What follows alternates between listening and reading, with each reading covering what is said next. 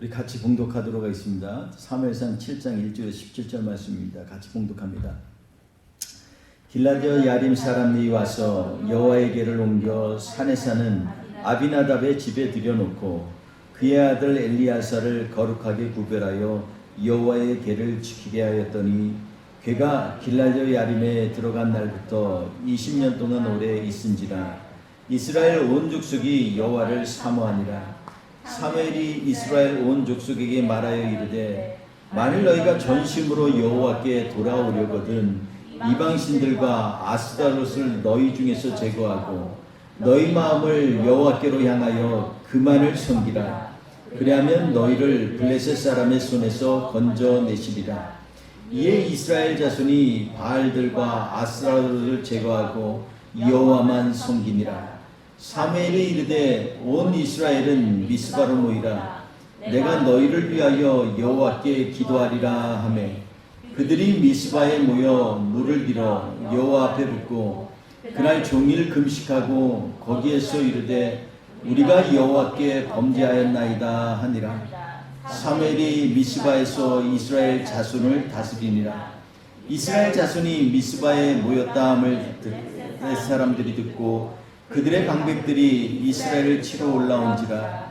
이스라엘 자손들이 듣고 블레셋 사람들을 두려워하여 이스라엘 자손이 사무엘에게 이르되 당신은 우리를 위하여 우리 하나님 여호와께 쉬지 말고 부르짖어 우리를 블레셋 사람들의 손에서 구원하시게 하소서 하니 사무엘이 젖먹는 어린 양 하나를 가져다가 온전한 번제를 여호와께 드리고 이스라엘을 위하여 여호와께 부르짖음에 여호와께서 응답하셨더라. 사무엘이 번제를 드릴 때 블레셋 사람이 이스라엘과 싸우려고 가까이 오매 그날에 여호와께서 블레셋 사람에게 큰 우레를 발하여 그들을 어지럽게 하시니 그들이 이스라엘 앞에 패한지라. 이스라엘 사람이 미스바에서 나가서 블레셋 사람들을 추격하여 백갈 아래에 이르기까지 쳤더라. 사무엘이 돌을 치라하여 미스바와 센 사이에 세워 이르되 여호와께서 여기까지 우리를 도우셨다 하고 그 이름은 에벤에셀이라 하니라. 이에 블레셋 사람들이 굴복하여 다시는 이스라엘 지역 안에 들어오지 못하였으며 여호와의 손이 사무엘이 사는 날 동안에 블레셋 사람을 막으시매 블레셋 사람들이 이스라엘에게서 빼앗았던 성읍이 에글론에서 가드까지 이스라엘에게 회복되니 이스라엘이 그 사방 지역을 블레셋 사람들의 손에서 도로 찾았고 또 이스라엘과 아모리 사람 사이에 평화가 있었더라. 사무엘이 사는 날 동안 이스라엘을 다스렸을 때 해마다 베델과 길갈과 미스바로 순회하여 그 모든 곳에서 이스라엘을 다스렸고 라마로 돌아왔으니 이는 거기에 자기 집이 있음이니라. 거기서도 이스라엘을 다스렸으며 또 거기에 여호와를 위하여 제단을 쌓았더라. 아멘. 잠시 기도하고 말씀 나누도록 하겠습니다. 좋으신 하나님 아버지 감사합니다. 하나님 아버지 오늘 우리가 사무엘을 상을 묵상하면서 다시 한번 하나님의 백성의 자리에 서 있어야 되는 것이 무엇인지 또 하나님의 뜻을 따라서 어떻게 순종하며 나아가야 될지 고민하며 나아가기 원합니다. 이 시간 함께하여 주시고 주님께서 주신 은혜로 채워 주옵소서. 특별히 오늘도 하나님 앞에 마음과 기도와 정성과 헌물을 가지고 주님 앞에 나왔사오니 드린 모든 손길을 주님 기억하여 주시고 하늘의 복과 신령한 것들로 채워 주셔서 이 세상에서 부족함이 없고 나눠주고 구워주고 베풀어주는 믿음의 백성 될 수 있도록 주여 축복하여 주시옵소서. 감사하며 예수님의 이름으로 기도했습니다. 아멘. 지난주에 이어서 계속해서 우리 하나님의 뜻 분별하기라는 제목으로 같이 하나님의 말씀을 나누고 있습니다. 하나님의 뜻을 왜 우리가 분별해야 됩니까? 분별해서 뭐 하려고요? 분별해서 하나님의 뜻대로 살려고 하는 것입니다. 그러니까 하나님의 뜻을 분별한다는 것은 하나님의 뜻대로 살겠다라는 결단을 가지고 주님 앞에 나아가는 사람들에게 주시는 하나님의 은총입니다. 지난주 말씀 가운데 하나님의 뜻을 분별하기, 한마디로 하나님의 방식대로 산다라고 얘기를 우리가 나눴습니다. 하나님의 방식은 하나님께서 다 준비하시고 우리가 마음으로 주님 앞에 나아가는 것입니다. 지난주 말씀 가운데에서 7개월 동안 블레셋 땅에 거했던 하나님의 개가 이스라엘 사람들의 지경에 있는, 이스라엘과 블레셋의 보더에 있는 베세메스로 이동하는 장면을 얘기하면서 하나님이 이미 준비해 놓으신 것을 우리는 깨닫습니다. 아무것도 모르는 소, 멍에도 지어보지 않았던 소, 젖먹이 송아지까지 있는 소. 그런데 그 소에게 멍에를 메고 가게 했더니 지도도 알지 못하고 가본 적도 없는 베세메스로 이 소들이 언약궤와 그리고 그들이 드리는 속건제의 제물을 가지고 나아갔다라는 것입니다. 그뿐입니까? 가서 소들이 서 있는 곳을 보니까 그곳이 여호수아의 밭이었고 그곳에 큰 돌이 있었더라, 이렇게 성경은 말씀하고 있습니다. 지난주 우리가 말씀 나온 것처럼 예수님의 히브리어가 예수아입니다. 여호수아도 히브리어로 읽을 때 예수아입니다. 하나님께서 그곳에 큰 돌을 다듬지 않은 돌로 세워놓으셨습니다. 그곳이 바로 제단처럼 그곳에서 갖고 왔던 이 수레를 패가지고 장작을 삼고 그 암소 2마리를 갖다가 하나님 앞에 드리면서 예수의 이름을 불렀다라는 것입니다. 여러분, 이것은 다 예비된 제사라는 것입니다. 우리가 해야 될 것은 그곳에 마음을 드리는 것입니다.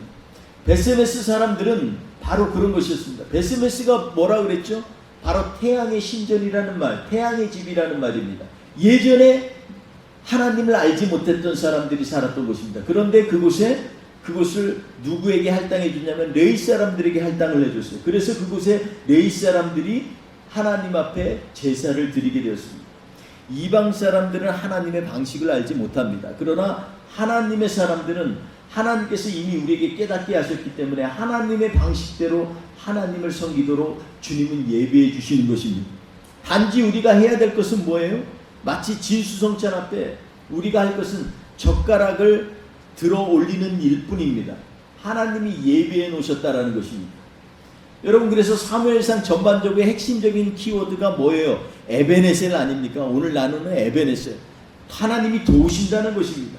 예배드리도록 도우고 살도록 돕고 하나님 앞에 경배하고 주의 전에 나올 수 있도록 돕는 것이 바로 하나님이 하시는 일이라는 것입니다. 그런데도 불구하고 젓가락 하나 드는 것이 어찌 그리 어려운지 알 수 없습니다. 하나님 앞에 그 온전한 시간을, 한 시간을 드리는 게 그렇게 힘든지 사탄은 얼마나 많이 역사하는지 몰라요. 주님 앞에 예배 드리는 날 꼭 그날 되면은 집안에 여러 가지 예상치 못한 일들이 일어나요. 꼭 하나님 앞에 뭔가 특별한 것을 준비해서 특송을 하려고 하면 얼마나 사탄이 역사하는지 알지 못합니다. 이럴 때 우리가 할 수 있는 것은 믿음의 선포로 하나님이 나를 도우십니다. 그러므로 주님 붙잡고 나아가겠습니다. 이게 바로 우리의 믿음의 고백이요 신앙의 증거가 되어야 됩니다. 오늘 그러한 가운데 베세메스에서부터 길리앗 야림으로 생각이 옮기는 것을 우리가 좀 봤으면 좋겠습니다. 사실 베세메스, 길리앗 야림, 이곳이 옛날에는요 다 이방 사람들의 그런 우상의 중심지였습니다. 베세메스는 말 그대로 태양의 신의 집, 태양을 섬기는 사람들이 그 신전이 있었던 곳이고, 길리앗 야림은 옛날에는 길리앗의 이 바알이라고 불렸던 곳입니다. 그러니까 바알을 섬기던 곳이었습니다. 두 곳에서 차이점이 없습니다. 근데 베세메스 사람들이 언약궤를 기웃거리고 안에를 좀 열어봤다가 거기에서 70명이 죽었어요. 그 앞에 가로 열고 오만이라고 한 것은, 그것은 아마도 저자들이 이것을 쓰면서 생각을 했을 것입니다. 하나님의 방식대로 살지 못한 게 여기서부터가 아니다. 이스라엘 백성들이 처음부터 블레셋하고 싸울 때부터, 그때 처음에 보면 그 전전장에 보면 처음에 싸우면서 블레셋 사람하고 싸울 때 하나님의 뜻도 분별하지 못하고 싸우면서 했던 일이 뭐예요? 그냥 가서 기분 내킨 대로 싸우는 거예요. 4,000명 죽었잖아요. 그 다음에 언약궤 안 되겠다, 우리 언약궤 붙들고 해야겠다 하고 언약궤 갖고 왔는데 싸웠는데 또 깨졌는데 얼마 죽었어요? 죽은 자만 3만 명. 제가 생각하건대 추측건대 3만 명 플러스 4천 명, 그리고 나머지 중상 있고 뭐 다친 사람들 중에서 옛날에 약이 있으니까 뭐가 있습니까? 아마도 나중에 죽은 사람들 포함하면 5만 명이 아닌가, 저는 솔직히 그렇게 생각을 합니다. 어떤 사람은 옥이라고 하는데 잘못된 그 쓰여진 것을 그냥 가로에 열 일이 없어요. 잘못됐으면 지우면 되지.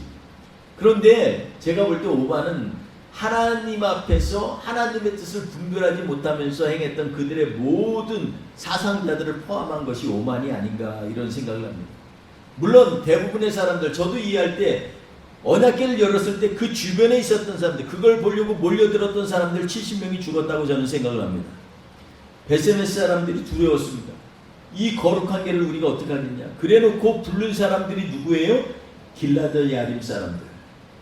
근데 도대체 베세메스 사람과 길리아드 야림 사람들과의 차이가 뭘까요? 똑같이 이방 신들의 중심지였고 옛날에 이방 사람들이 잡았던 곳이고, 그리고 이 길라드 야림은 한 수 더 뜹니다. 여러분, 길라드 야림에 원래 살았던 사람은 기브온 사람들인데, 기브온 사람들은 어떤 사람이냐면 여호수아와 이스라엘 백성이 가나안 땅을 점령할 때 그 여리고성이 무너지고 이런 것들을 다 듣고 나서 이 길라드 야림 사람들이 어떻게 했냐면 의논을 했습니다. 우리가 살 길은 가서 속이고 먼저 맹세를 좀 받아내자. 그래가지고 멀리서 온 것처럼 옷도 확 먼지 뒤집어 쓰고 떡도 곰팡이 든 거 가지고 이렇게 가가지고 우리하고 화친을 맺어 주옵소서. 우리는 당신들의 종인이다. 이러면서 먼저 언약을 받아냈어요. 나중에 알고 보니까 멀리 사는 게 아니라 가까이 사는 사람. 그러나 하나님 앞에 맹세했기 때문에 죽이지 못하고 그들이 그때부터 물을 기른 사람들로, 장작 패고 물 기른 사람들로 이스라엘 섬겼더라. 이렇게 여호수아에서는 기록하고 있습니다. 길라드 야림 사람들은 바로 그런 사람들입니다. 예전에 바알을 섬겼던 사람들. 그런데 하나님을 깨닫고 두려움을 깨닫고 하나님을 경외하는 자리로 돌아선 사람들. 요즘으로 말하면요, 예수 안 믿다가 세상 일대로 막 살다가 예수님 깨닫고 나서 주님 앞에 돌아온 사람들일 수 있습니다. 여러분, 그뿐만입니까? 베세메스 사람들 중에는 레위인들이 그곳에 있어서 제사를 드릴 때 레위인들이 주도했어요. 길라드 야림 사람들은 그런 말이 없습니다. 사실은 길라드 야림 사람들을 왜 내려오라 그러는지 미스테리예요. 물론 거기 아비나답의 집에 이 길라드 사람들이 언약궤를 가져와서 아비나답 집에 맡겼어요. 거기서 구별하라고 했어요. 하나님을 섬기라고. 그런데 그 사람들이 레위인이냐? 그렇지가 않아요. 기브온 거민들이 거주하는 곳입니다. 나중에 유다 지파에 소속이 되었지만 거기에 레위인이 살거나 하나님이 따로 구별한 제사장이 있단 말이 하나도 없어요. 그러면 뭐 때문에 무슨 차이가 있을까요? 이 두 도시의 차이는 뭘까요? 베세메스에서 죽인 이 하나님의 진노가 왜 길라드 야림에서 아비나답 집에서는 아무 일 없이 보니까 20년을 거기에 있었더라, 이렇게 얘기합니다. 근데 실제로 따져보면 거의 70년이에요. 20년 동안은 뭐냐면 미스바에서 성회가 일어나기 전까지가 20년이고 그 다음부터 미스바에 그 성이 일어나고 왕을 구하고 나서 사울이 왕이 됐죠. 40년이 왕을 했어요. 그러죠. 나중에 헤브론에서 7년을 다윗이 왕을 했어요. 다윗이 통합하면서 첫 번째 한 일이 뭐예요? 언약궤를 가지고 오는 거예요. 그러니까 개수를 따져보면 거의 70년입니다. 미스바의 대성회로부터는 거의 50년이에요. 여러분, 그동안에 아무 일이 없었다는 거예요. 이 차이가 도대체 뭔지를 우리가 아는 것이, 이것이 오늘 우리의 삶 가운데서 나의 인생 가운데 하나님께서 진노의 손을 거두시고 하나님이 늘 우리를 돌보시고 지키시는 에베네셀의 하나님을 만나는 놀라운 키워드가 된다는 것을 여러분 아셔야만 합니다. 그럼 그게 뭡니까? 성경에는 다른 얘기가 하나도 없어요. 그러나 한 가지가 있습니다. 그것은 뭐냐? 그것은 하나님께서 이 언약궤를 그렇게 오게 하신 이유는 아비나답이 자기의 거기 아들이라고 되어 있는데, 벤이라고 하면 아들이고 벤이 하면 아들들입니다. 아들들이란 말을 쓸 때는 그냥 아들이 아니라 손주나 손자를 얘기할 때 벤이라고 얘기할 때가 있어요. 그래서 누구의 손자 이렇게 할 때도 벤이라고 얘기합니다. 히브리어로는 그렇게 되어 있습니다. 아마도 그 장기간 동안 따로 보니까 거기에 누구가 있냐면 엘르아살이 있습니다. 7장 2절에 보면 여호와의 계를 지키게 하려고 거룩하게 구별하였다 이렇게 얘기합니다. 그의 아들 엘리아살, 여기서 아들이란 말이 벤이라는 얘기입니다. 그래서 아마도 손주일 거라고 우리는 추측할 수가 있습니다. 엘리아살이 그러니까 제2의 사무엘과 마찬가지예요. 어릴 때부터 하나님을 위하여 거룩하게 구별된 사람들. 여러분 어릴 때부터 하나님의 방식으로 또 살았던 사람들, 겉으로 보면 능력이 안 나타났죠. 근데 하나님의 능력이 늘 그 안에 있습니다. 하나님의 앞에 부르짖는 사람들 가운데서 하나님을 오랫동안 섬겼는데, 그런데 어떻게 겉으로 보면 신앙적으로 별로 뭐 특별한 것 같잖아요. 오히려 늦게 믿은 사람이 막 뜨거워 불같이 타오르는데, 그 오랫동안 믿은 사람들은 또 하나님의 은혜가 있습니다. 바로 이 엘리야살이 그런 것입니다. 엘리야살의 핵심은 뭐예요? 거룩하게 구별하였다라는 것입니다. 거룩하게 구별한다는 것은 장소도 떠나고 혈족도 떠나고 어느 지파에 속한 것도 떠나고, 그리고 그가 갖고 있는 신분도 떠나서 하나님이 가장 기뻐하시는 예배는 어떠한 예배예요? 거룩하게 구별된 예배다라는 것입니다.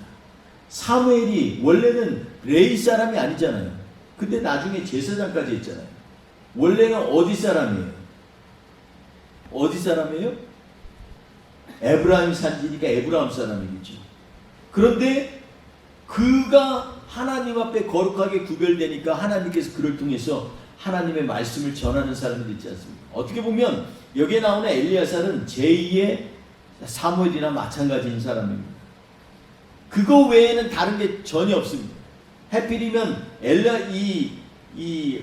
길리아드 아림에서도 거기도 산지인데 산지에서도 산에 산다 그랬어요.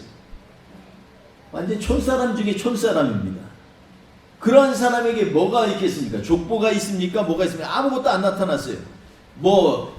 굉장히 권한이 있는 그런 집안이다 이런 얘기도 없어요. 단지 하나는 뭐예요?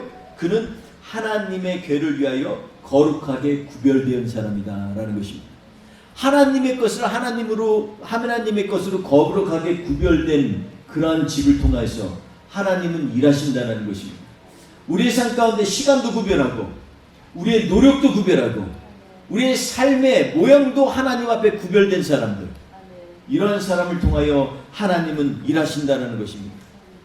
여러분, 그러니까 여기에 본문 보면 20여 년 동안 거기 있었어요. 근데 왜 20여 년 동안을 얘기를 했을까요?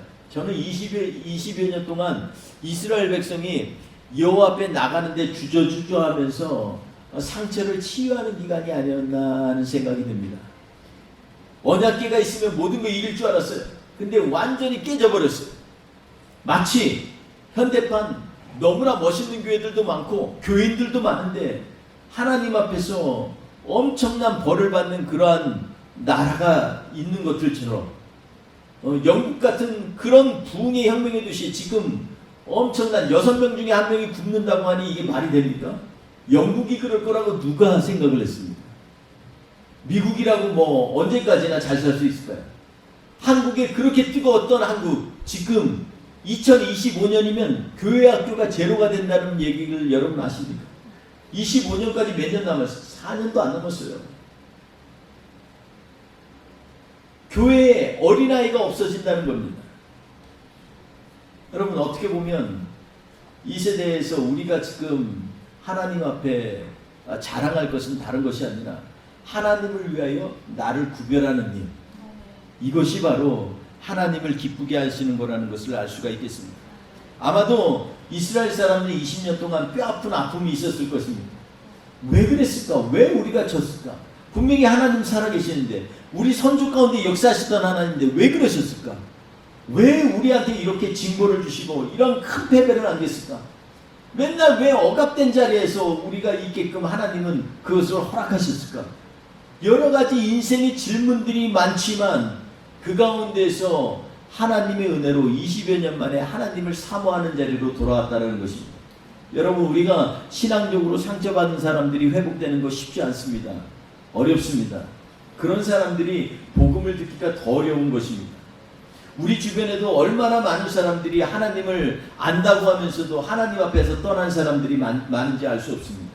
오늘 하나님의 뜻을 분별하는 이 말씀을 묵상하면서 우리에게 다시 한번 하나님께서 주시는 말씀에 다시 한번 생각을 해야 됩니다. 우리가 그 사람들의 소망이 되는 일은 오직 하나뿐입니다. 전심으로 거룩한 자리를 지키는 것입니다. 거룩한 자리를 지키는 것, 그것이 정말로 하나님 앞에서는 복되고 귀한 자리입니다. 여러분, 성막에 있던 실로가 거룩한 자리여서 거기를 지킬까요? 사무엘조차도 그 자리를 이제 떠났습니다. 실로의 성막은요, 더 이상 성막의 자리를 자리하지 못하고 있습니다. 그러니까 하나님의 궤를 어디에 두어야 될지를 알지 못하는 자리입니다. 그게 만약에 실로에 계속해서 하나님을 모이고 전심으로 예배를 드리고 그랬다면 왜 베세메스 사람들이 길리앗 야림 사람을 불렀을까요? 그곳은 하나님을 처음부터 아는 사람들도 아니었습니다. 그런데 그 사람들을 통해서 하나님을 정말로 뜨겁게 사모하며 거룩하게 자기들을 하나님 앞에 내놓는 사람. 여러분, 여호와 앞에서 물 깃는 일 얼마나 그게 어려운 일입니까? 매일마다 물 깃고 장작 패는 거 쉽지 않습니다. 그 일들을 기부한 사람들이 했다는 거예요. 우리의 인생에 있어서도 오늘 우리에게 주시는 거룩한 자리가 어디입니까? 하나님의 일 쉽지 않습니다. 때때로는 어렵습니다. 남들 다 하나님 앞에서 기쁘고 교제하고 나면 뒤에 보이지 않는 손길이 다 나머지 정리하게 됩니다. 여러분, 하나님 믿는 사람들은 그런 사람입니다. 세상에 뒷마무리하는 사람들이 바로 하나님 믿는 사람들이에요. 청소하고 맨날 회사에서 일 끝나고 마지막에 남아서 이 정리해야 될 사람이 누구예요? 청소부가 아니라 하나님을 믿는 사람들. 왜? 하나님을 믿는 사람은요, 모든 자기가 있는 자리를 거룩한 자리로 만드는 특징이 있기 때문에 그렇습니다. 오늘 두 번째 한 가지 더 어떻게 거룩한 자리를 지키는지에 대해서 3절 4절을 통해서 우리가 같이 나눴으면 좋겠습니다. 3절 4절 같이 한번 읽어볼까요? 다시 한번 시작. 사무엘이 이스라엘 온 족속에게 말하여 이르되 만일 너희가 진심으로 여호와께 돌아오려거든 이방 신들과 아스타롯을 너희 중에서 제거하고 너희 마음을 여호와께로 향하여 그만 섬기라. 그리하면 너희를 블레셋 사람의 손에서 건져내시리라. 여러분, 하나님의 방식은 적들과 싸울 때 자기 힘으로 싸우는 것이 아닙니다. 하나님이 싸우도록 하시는 것이 하나님이 기뻐하시는 일이고 하나님의 방식입니다. 여러분, 여기에 보면 이 우상, 일반 우상들과 아스타롯을 너희에서 제하라고 얘기하고 있습니다. 가나안 신들 중에서 가장 세계화된 신이 누군지 아닙니까? 아스타롯입니다. 아스타롯이 히랍으로 가가지고 비너스라 그러고요. 또 유럽으로 가서는 아프로디테라고 불려졌습니다. 이 아스타롯은요, 이 많은 자녀들을 낳는, 그래서 복되게 하는 그러한 일을 합니다. 그래서 아스타롯이 있는 곳에는요, 이 신전 근처에는 창녀들이 많습니다. 그래서 이 창녀들과 성적인 접촉을 하게 되면 그것이 이 축복의 통로라고 믿는 그러한 사람들이었습니다. 여러분, 그래서 지금 아직까지도 여기에 보면 이 4절에 보면 바알들과 아스타롯에서 너희는 제거하고 여호와만 섬기라 4절에 얘기하고 있습니다. 바알들이라고 얘기합니다. 바알이란 말은 다른 말로 하면 주인이란 뜻이에요. 마스터란 뜻이에요. 우리 안에 바알들이 많다라는 것입니다. 우리가 찬양에서 얘기한 것처럼 우리 안에 물욕이 있고요, 정욕이 있고요, 명예욕이 있고요, 여러 가지 남들한테 보여주실 것도 많고요, 그리고 쾌락을 쫓는 그러한 마음까지 있습니다. 이런 것들이 다 바알들입니다. 아스타롯이고 바알들입니다. 이것들을 제해야 된다는 것입니다. 겉표면은 하나님을 잘 섬기는데 내면은 아직도 내 안에 내 것을 챙기려고 하고 나의 세상적인 욕망을 향해서 나의 모든 마음이 가 있는 사람들, 이러한 사람들 가운데 하나님이 일하지 못하신다는 것이 오늘 3절 4절에 말씀하고 있는 것입니다. 다 제하라는 것입니다. 하나님만 바라보라는 것입니다. 여러분 이것이 바로 하나님의 뜻을 분별하는 사람들의 특징입니다.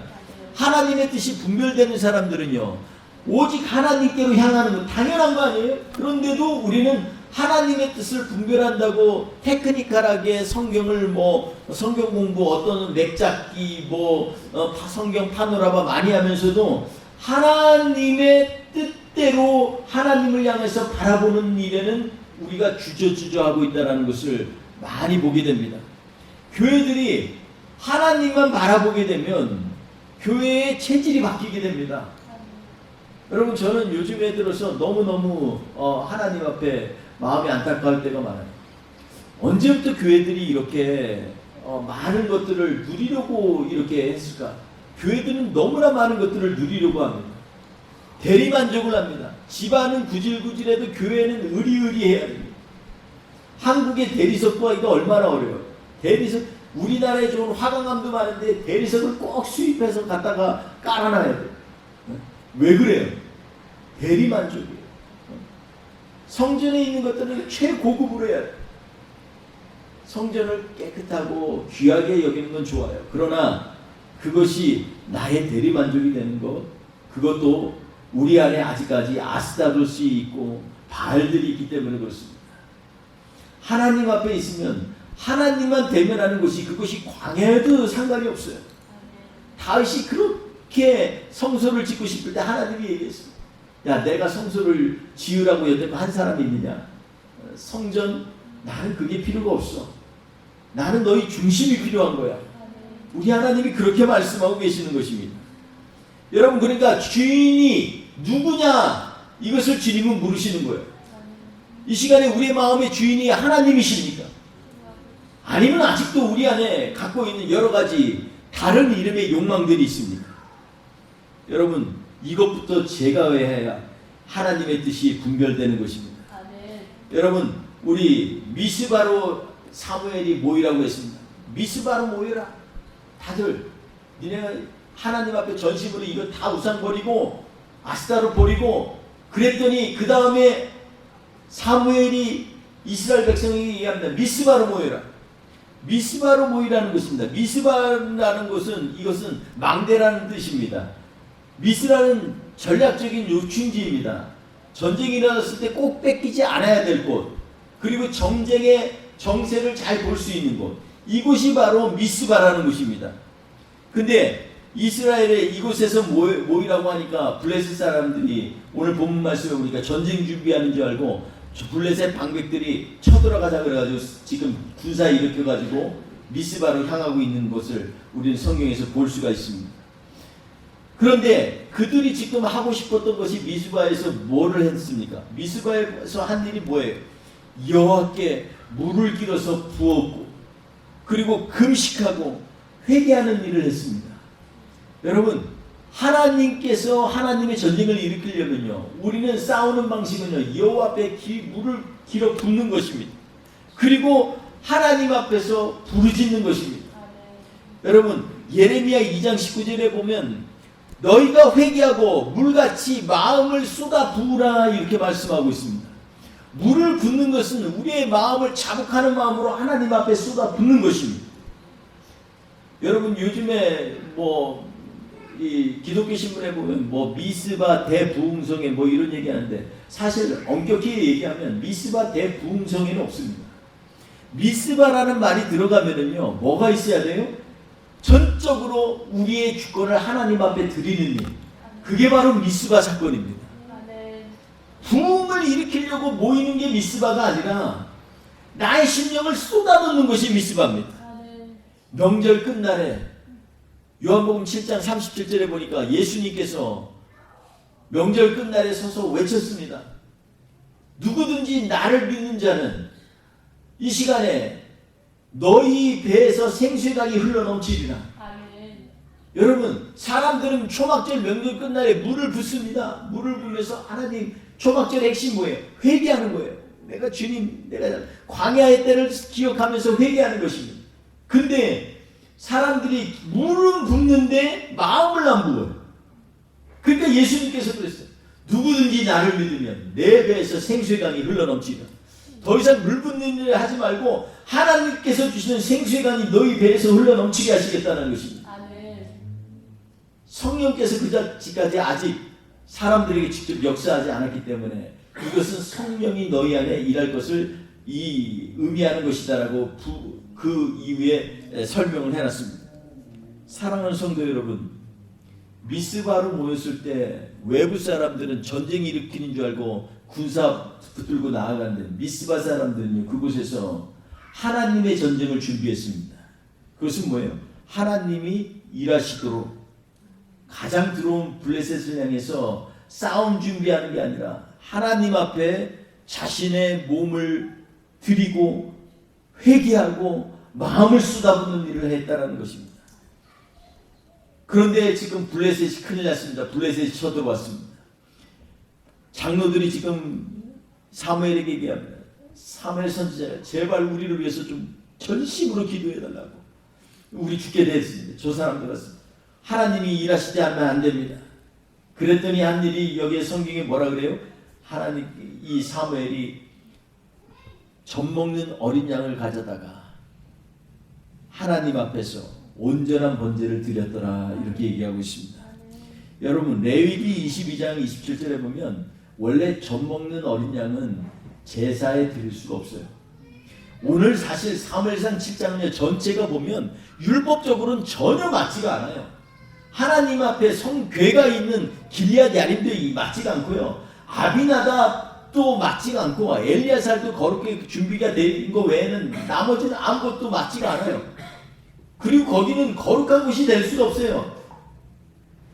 여호수아를 속이고서 자기들이 살려고 이스라엘의 종이 됐던 사람들입니다.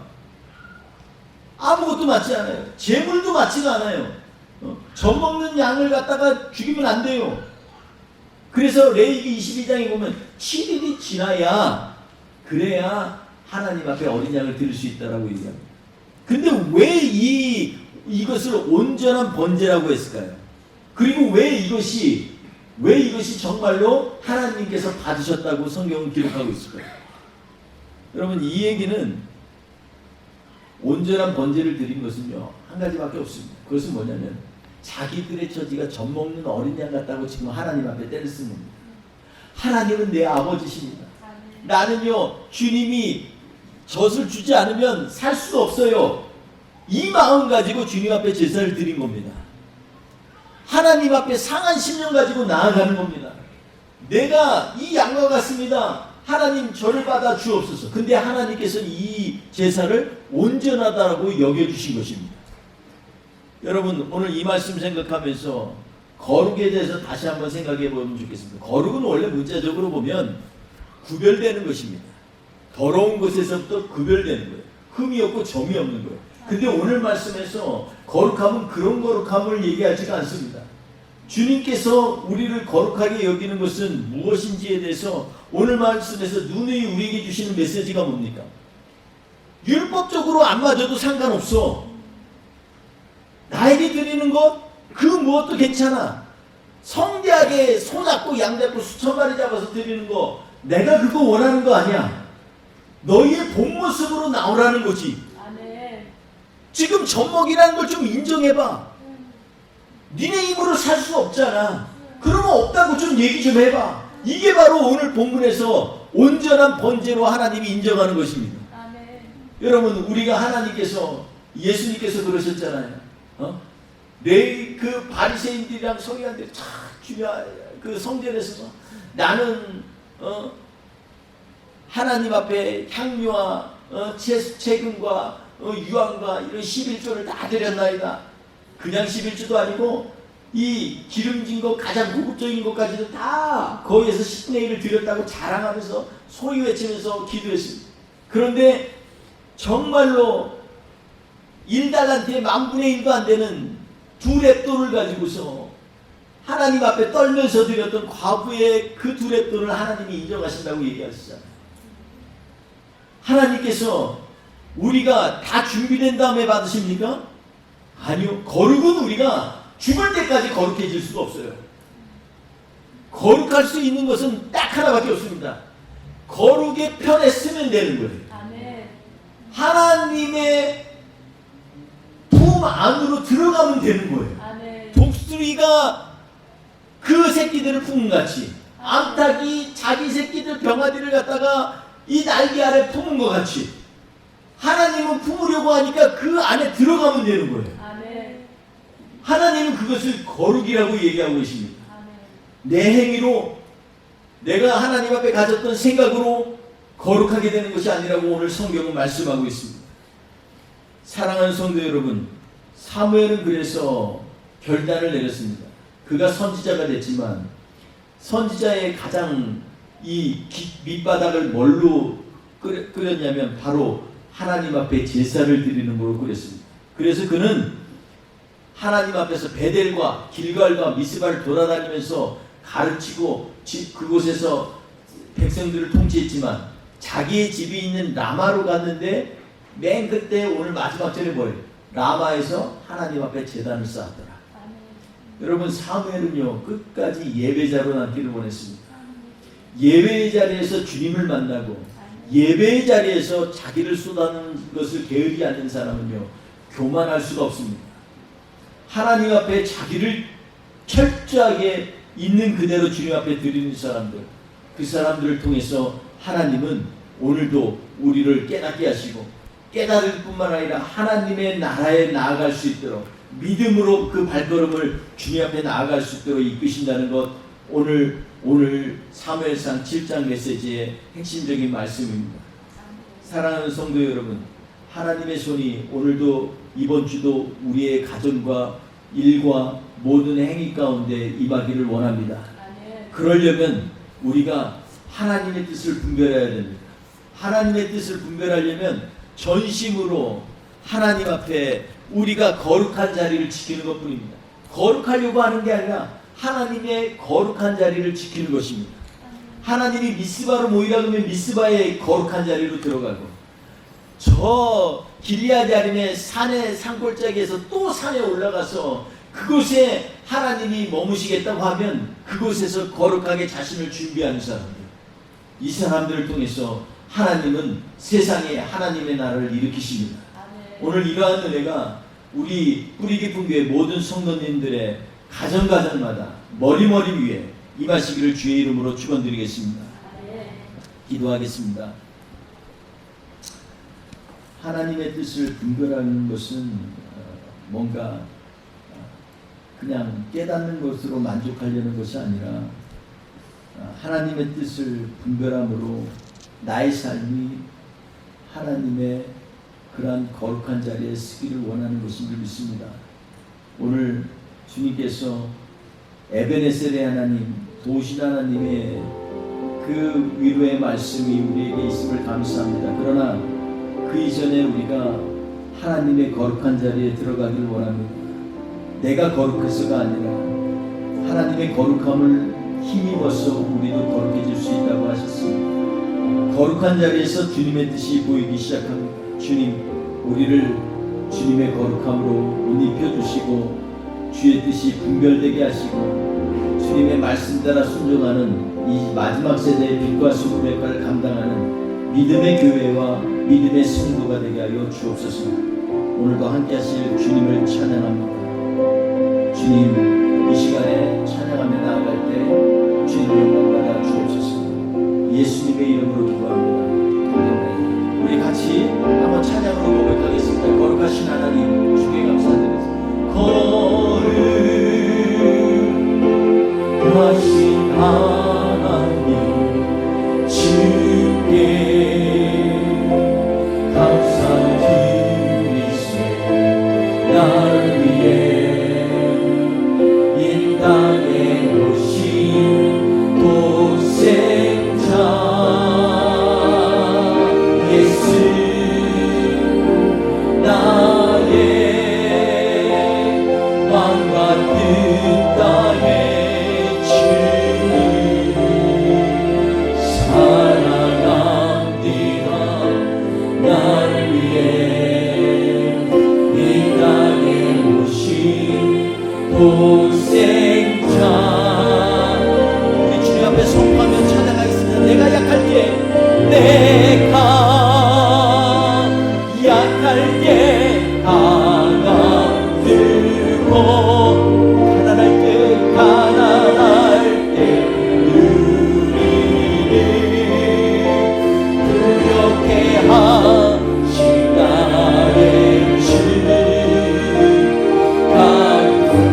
약할 때 내가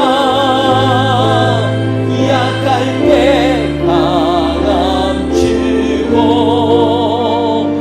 가난할 때 우리를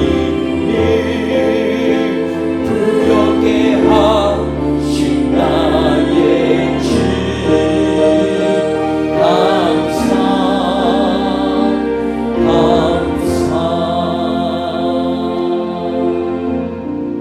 지금은 우리 주 예수 그리스도의 은혜와 하나님 아버지의 크신 사랑하심 성령님의 동행하시고 역사하심이 이 시간에서 하나님의 뜻을 구별하기 위하여 주님 전심으로 거룩한 자리를 찾아 나아가기 원하는 결단하는 하나님의 백성들 머리머리 위에 우리 분교의 모든 성도님들 가정가정 위에 지금부터 영원토록 함께하옵시기를 간절히 축원하옵나이다.